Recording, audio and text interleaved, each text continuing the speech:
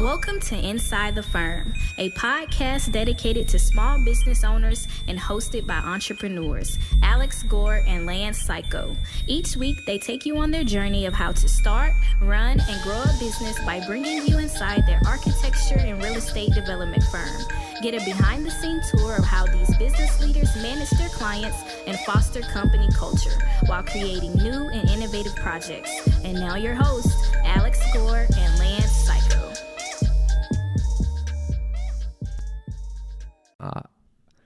Welcome to another episode of Lancey. I'm your co-host. Normally inside the firm. We're here with Lance Cayko of Lancey. The reason I call it Lancey is because you will soon see that this show is chock full of Lance insight, and I guess I'll just be Al reactions though. Yeah, and I won't do those weird faces. Have you seen those reaction faces? Yes. Stuff like that? I'm a YouTuber. So, do you do that when you catch a fish, Lance? Do you look at the fish like when the fish looks at you?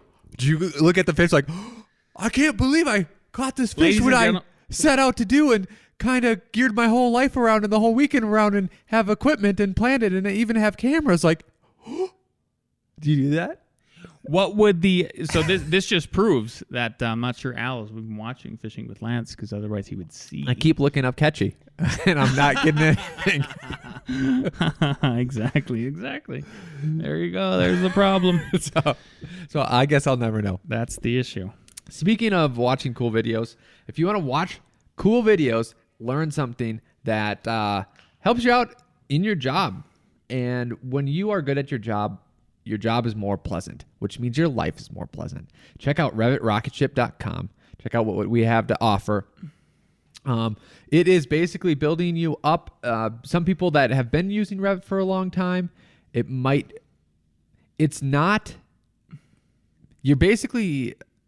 learning stuff you already know, but in a different way. So you might become more efficient that way. But for people just starting Revit, literally 2 years in, anyone under 2 years in, this will change the way you think about Revit, the way you produce in Revit, and your whole mindset. And you will absolutely love it. Money back guaranteed. Go check out RevitRocketship.com. This podcast is also sponsored by Pella Luxury.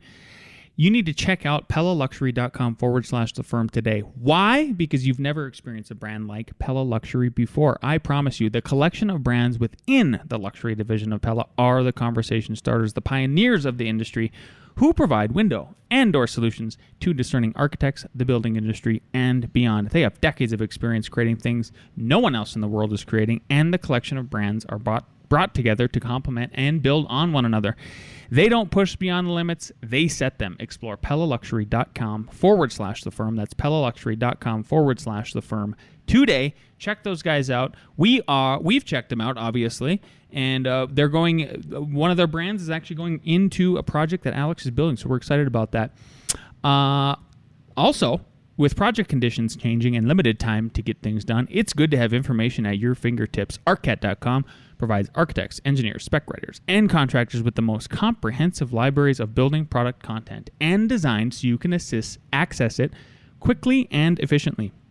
Even better, ArcCat.com is free to use and requires no registration. That's my favorite part. So visit today and access the information you need now. That's ARCAT.com. I'm not going to swing it back to Al Gore. This is the Lancey Show. But what I am doing is so this podcast is going to be a little different than the other podcasts that we've done, maybe where it's all architecture related, right? And so what I'm going to point out on the screen here is you're actually seeing a little bit of our show notes, but there's a tweet that came out. And so while this isn't directly architecture related, while this isn't exactly an architecture podcast as it relates to like, hey, here's what you should do with your business practices is with architecture and that and all of that, I think it's really important that architects or contractors, people, other business owners who listen to this podcast are aware of the micro and the macro trends in the economy, because we all have to try to, if we can successfully forecast and prepare we have people that depend on us, and it's very necessary to figure this out. Everybody's got to eat, and if you have employees, then you eat last, right? So if you're an owner. So there's a tweet that came out, and everybody's probably seen, because like if you go on any social media right now, Twitter, Facebook, Instagram, whatever, all you're seeing is like people complain about gas prices, right? Mm-hmm. And why wouldn't you? I mean, it's the truth. It's the headlines are coming out of like you're seeing record gas prices. It's not just about not you being able to take your vacation. It's, well, what are the consequences of the gas prices? Oh, your food's going to be more expensive. Everything's more expensive. There's just no way around it, right? Yeah. So there's a tweet by the Kobesi Letter that really struck me on Sunday night, because on Sunday night, what I'm usually doing is I'm looking at the futures markets. So like, what is gold trending and silver trending at? What's the stock market trending at? What's it going to open like? There's a lot that can happen over a weekend, especially now with the 24/7 media cycle, and everybody's seeing everything globally on display. So this tweet says, since 1970, every 50% increase in crude oil prices has led to a recession. WTI crude is up 60% year to date. Brent is up 60% year to date. Now add in a Fed that is aggressively raising rates, a potential World War III, and a 40-year high inflation. This won't be pretty. The thing I want to point out, though, about that tweet, and I'll just the headline again. Since 1970, every 50% increase in crude oil prices has led to a recession. That doesn't mean that every recession was predicated with a 50% increase in oil. Great. So then there's an article I found that that was directly related to it. It says, so the headline here, Bloomberg, history suggests oil shock raises probability of U.S. recession. When oil rises 50% above trend, a recession follows, right? So to the article. Historically, a crude oil price of this magnitude may have been, this was March 4th, 2022, by the way. Historically, a surge in crude oil prices of this magnitude have ended U.S. economic expansions and tipped the U.S. economy into recession, according to Pictet Asset Management. In the past 50 years, every time oil prices adjusted for inflation rose 50% above trend, a recession followed. Data from Luca, chief strategists at Pictet show Brent, the international gauge for prices, climbed well above 110 barrel this week. That was last week. Everybody who's been watching, it's above 130 now, I think, right, Al? I'll look it up. Crossing that threshold on worries about disruption to Russia's exports after the country invaded Ukraine. Brent has rallied around 50% this year to top 118. Well, it did. Trading around, 130. There you go. Futures in New York rose by more than $24 this week. Again, this was last week. The highest weekly dollar increase on record. Fear is already playing out in the stock market as the war rekindled inflation concerns and clouded the outlook for corporate profits. The S&P 500 sector has been one of the few bright spots, continuing its reign as the top performing group in the index, up 35% in 2022. Oil and gas companies like ExxonMobil Corp, Chevron Corp, and ConocoPhillips have posted double-digit gains this year, benefiting from a rise in oil prices. But investors question how long this strength in the energy stocks will last. This group is now the third most shorted in the industry on the S&P 500, with short sellers betting that the oil boom will soon be over. And this was, again, last week, and now what has happened since then? We've completely banned Russian oil imports, right? Yep. It's at 117 now. It went up to 130, came back down to 117. Of course, people are going to take profits. Everybody takes profits. Yep. Quote, she ends it with, I don't expect an economic disaster, but what we're seeing in oil prices will have a significant impact on growth. Okay. So then one of the next things I want to talk about regarding that is the job reports, right? So like, what would stop us from a recession? Even though we have this high inflation and the high oil prices, and then the Fed is going to raise rates, there are some positive things, right? That it's hard to deny it. So Time has this article, and it says U.S. job gains accelerate while wage growth slows sharply. U.S. hiring boomed in February, while wage growth slowed, showing a strong labor market that likely keeps likely keeps the Federal Reserve on track to raise interest rates this month while offering some respite from strong inflationary pressures. I would actually like that. Which one? Like what? Raise interest rates. And actually, I wish they'd think outside of the box. I said this before. I'll say it again.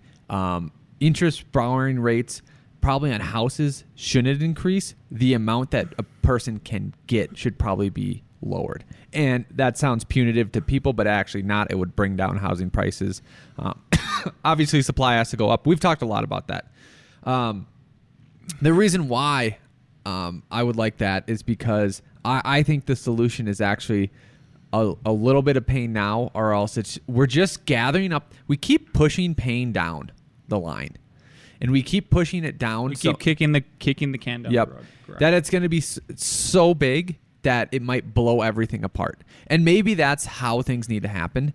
Just like a forest fire, it needs to happen sometimes. But you can do controlled burns and then clear, to use Trump's word, clear the forest floors, or actually just do some forest management that a lot of countries do. So it's like, which one do you want? Do you want the whole forest to burn down and, then for the regrowth, or do you want to manage your forest? And I'm saying we should manage it. And one way to manage it is to lessen the money supply.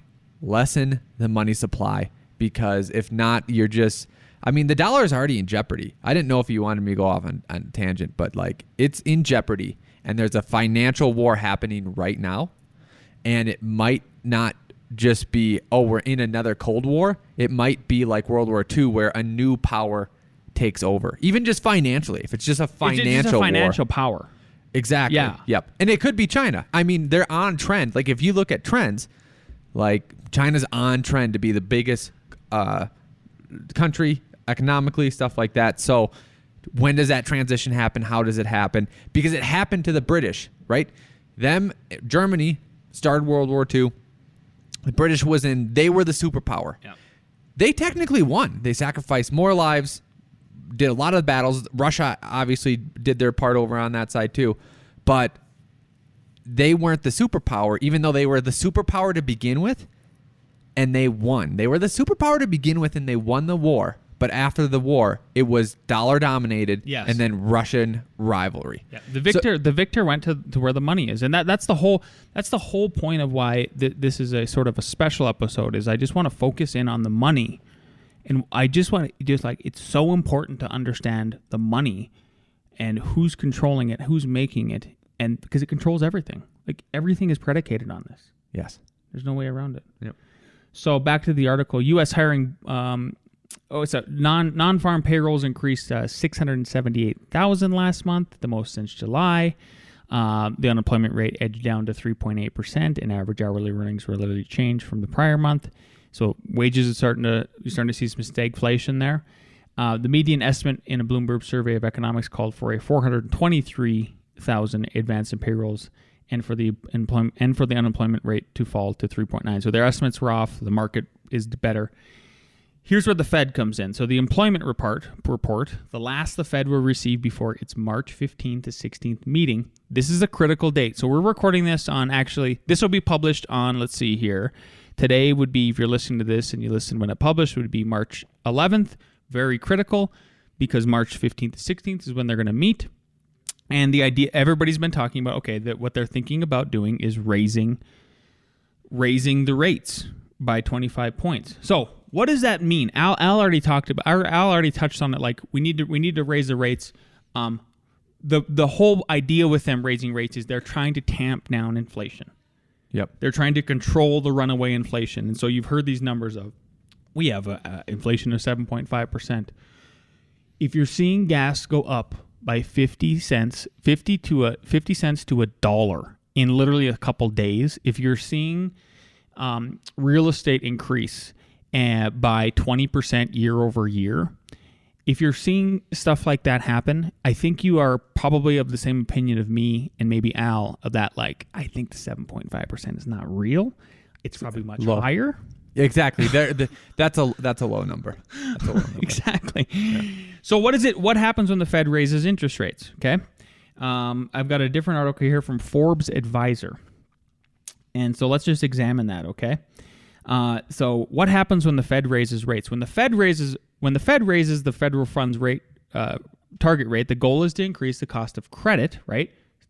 So that people can't borrow as much, like Al was saying, throughout the economy. Higher interest rates make loans more expensive for both businesses and consumers, and everyone ends up spending more on interest payments. By the way, when the cost to lend becomes more expensive, where do you think that final price tag? Who does it get? Somebody's got to pay for it. Who ends up paying the higher cost for it in the end? The consumer. That's just a fact. 100% fact. And then the other thing too, besides paying more, the reason why they do this is so that people will actually take out less, which then that's why sometimes when the interest rate is so high, it leads to a recession, because people, like what we said and what we recommended. The liquidity goes, and the available liquidity is restricted. Yep. And what we did literally weeks ago is, we don't need this subscription. We don't need that subscription. We don't need to pay those fees. Like, we don't need to pay literally $80 in fees when we can do it another way. So all that money that was going out monthly, a couple $1,000s that we didn't need to spend, now those people aren't getting it. Now what are they doing? Same thing. Like, maybe I don't need to spend, this money on this other stuff. Yeah. Exactly. And then the other thing, so remember, we just talked about job gains. So the job gains were good, but what was not good, the wages aren't increasing, right? So this idea that the wages are inflating with the extra costs that are maybe coming down the road once the interest rates are raised is something to also consider, right? So here's the example I wanted to bring up in this article in particular. So take a family shopping around for a $300,000 30-year fixed rate mortgage. If banks were offering them at an interest rate of 3.5%, kind of right now whatever it is, the total lifetime cost of the mortgage would be approximately $485,000, with nearly $185,000 of that accounting for interest charges. Monthly payments would clock in around $1,340. Do you see why the bankers make so much money? A lot. Because that's after they do the paperwork and you pay for all that during the closing costs, like, it's literally just money going in there automatically. Yeah. Let's say the Fed had raised interest rates by 1% before the family got the loan, and the interest rate offered by banks for a $300,000 home mortgage loan rose to 4.5%. Over the 30-year life of the loan, the family would pay a total of more than $547,000, with interest charges accounting for $240,000 of that amount. Their monthly mortgage payment would be approximately $1,520. That's just with one. So $1,520 versus $1,340, right? Is about a $200 difference, $180 to be exact. That's the difference in just 1 percentage point. Okay, so they're indicating they're going to raise the rates. Alex and I are agreeing. Like, if you want to tamp down inflation, according to this Keynesian rigged system that we have, the central bank of the Fed, that's the only way to do it. Supposedly, this is how the mechanism is supposed to work. That's the only way they want to do it. Bingo. Well, what happens if they raise rates? What happens if the rates increase too quickly? Like, is there something wrong with that? So, different article by Investopedia here. This was written last year about this time. When interest rates raise too quickly, it can cause a chain reaction that affects domestic economy as well as the global economy. It can create a recession in some cases. If this happens, the government can backtrack the increase, but it can take some time for the economy to recover from the dip, right? So timing is everything, they go on to say. It all comes down to timing. The economy has to be robust enough to be able to handle the increase in cost of borrowing. If the Fed increases interest rates too quickly before the economy is ready for it, the realized effect of the interest rate increase can be too much, and the measure could backfire. The economy would become strained and fall into recession. Moreover, the effect of interest rates going up would not only be felt in the U.S. If interest rates rise too quickly, the comparative value of the dollar could go up, affecting world markets as well as domestic companies with businesses in other countries. So, fast forwarding to what is Jerome Powell, the Fed chair, right? Trading Economics says Fed Chair Jerome Powell made clear during congressional testimony on Wednesday, I believe that was Wednesday of last week, that a rapidly healing U.S. economy no longer needs such an accommodative monetary policy, and that the central bank would begin raising interest rates in its March 15-16 meeting to restrain surging inflation. See, so like it's straight from the horse's mouth. This is their idea of how they're going to control inflation. Powell said he's inclined to support a 25 basis point increase, but noted that the Fed could move more aggressively if inflation does not abate as expected. However, it provided a little additional guidance about how fast the Fed would do so. Powell also pointed out that the outbreak of war in Ukraine brought a significant degree of uncertainty for monetary policy. Looks like you were going to say something, Al. Yeah. Do you feel so like the Fed is actually really independent of Congress? Congress does not They're a have private to, bank. They're a private cartel bank. That's all it is. Bank of cartels, whatever. Congress does not approve their decision making. Doesn't tell them when to raise interest or at all. Yeah, it doesn't. Right. So this is what I'm getting at. Just playing out a scenario here. If the government could could shoot itself in the foot. The Fed could do this to lower inflation. The government could see that it's causing people problem. They could just make bills to pass bills that give out trillions of dollars, making it a wash, kicking it. And that's what I think they'll probably do, just because the government has put itself into the position that it always has to be the solution. Right. So my prediction, because what's the title of this? I'm just are we headed towards a recession? We are headed towards a recession, but when? I think they're going to kick it down the can, because that's what they always kick the can down the road. Yep. And not raise rates? No, they're going to raise rates. Oh, okay. They're going to raise rates. They're going to continue to raise rates, but the government is just going to up spending, just print more money, right? And at least for 2 more years, it's going to kick it down the can, where people will have a bunch of money. And at some time, like, either tough measures will be put in place so that, like, we have to grind through it, and hopefully everyone's at a better place that they can do that, or it's just going to pop. So what I'm saying is that, like, I think right now you have a window. I think people are still spending money. You know what? Yes. Obviously, if World War III happens, just like the economy was doing fine until COVID hit, and literally, like, markets went crazy like that. So, like, we can't predict literally what the U.S. is going to do or NATO is going to do that might literally create a nuclear threat, right? But barring that, we don't know when that's going to happen. I think the government is going to keep printing money and all that. So you should get your house in order for when it does pop, or when they decide that they actually need to do something about it so that it doesn't pop and blow up the whole system. Yeah. So you're to kind of recap before I hit this final point. What we're trying to do is paint the picture of what are the signals you can at least be looking for, right? So we have essentially runaway inflation, and the idea is to try to solve the runaway inflation, at least tamp it down, okay? And the inflation is everything. Like, there isn't almost anything that has gotten cheaper since COVID hit, basically, right? And it's just gotten worse, and it's compounding and all of that. And I'm sure many of you listening who are architects, contractors, whatever, have seen, like, multiple projects die like us due to inflation. People have limits to what they can spend and what they can do, right? You're also seeing a mixed job market, right? Like, there are more people on the payrolls, but so that's good. But the problem is like their wages are starting to stagnate. So they're not increasing like they need to in order to keep up with the inflation. So they're already pinched. And the third thing that pinches them further is if the rates raise, which they need to do. So it's a pickle. It's like this pickle. It's like something's got to give either way, and it's not trending in the right way. The fourth thing you need to watch for is this. It's called the yield curve inversion. Okay, and it might sound like foreign language to everybody, but this last article was written April 4th, 2019, so like 3 years ago. But it's timely. What real interest rates tell us about the recession to follow?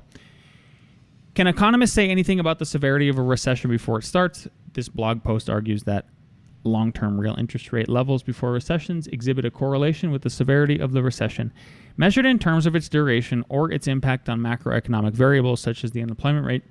This topic is especially pertinent as one yield curve briefly inverted and prominent Federal Reserve officials have discussed the importance of the yield curve when making policy decisions. Real interest rates and yield curve inversions. To analyze interest rates before a recession, we looked at real interest rates when yield curve inverted before a recession, with the yield curve inverting many months ahead of recession. Using a level of real interest rate at a time of the inversion provides an unbiased measure as the traditional response of monetary policy to counteract recessionary trends is unlikely to have occurred. So basically, then they go into some figures here, and they take a look at them, right, about what happened in, for instance, 1956 all the way up to 1980 end. Well, it moves because some of them in the middle, Lance, are 06. Yes. Yeah. That's what I'm saying. Like, yeah, it continues for that, right? Then they kind of look at unemployment change and the nominal interest rate at time of yield curve inversion and where all of that was. And then the recession length and the real interest rate at the time of inversion, right? So, like, to put it in perspective, in 2000, the recession length was almost 10 months, it looks like, right? So, and then the last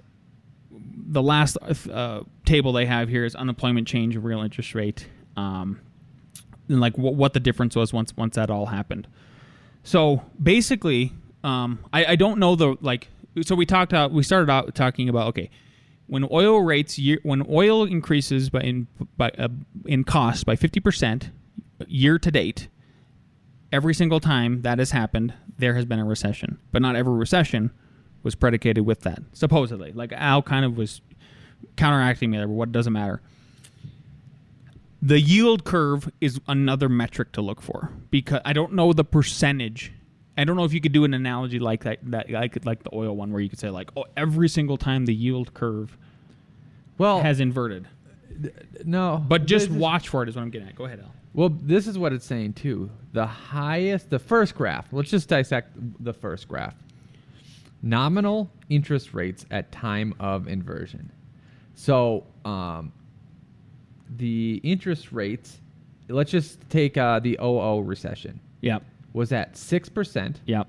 And then the recession length was, it looks like 8 months. Yep. Something like that, right?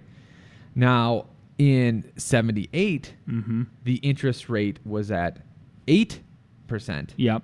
When it flipped, and it was a 30-month recession. So what this is trying to say is, like, interest rate at yield curve, our interest rates are at super low. Yeah. So it's this graph is indicating a short recession. It could be short. It's possible it could be short. Yep. But it could be really deep too, right? Short and deep. Well, yeah. Yeah. Interest rates, recession. Percentage, go ahead. Okay, what's the difference between nominal interest rates and real interest rates? What's the difference? Say that again. Between nominal interest rates and real interest rates. So so here's what it is. So each like a credit union still has to recognize the federal rates. Yep. Okay. So the nominal rates are set by the Fed. The real ones are by the local banks, who have to add a percentage on top of that to earn their money. Oh, okay. So, gotcha. Yeah.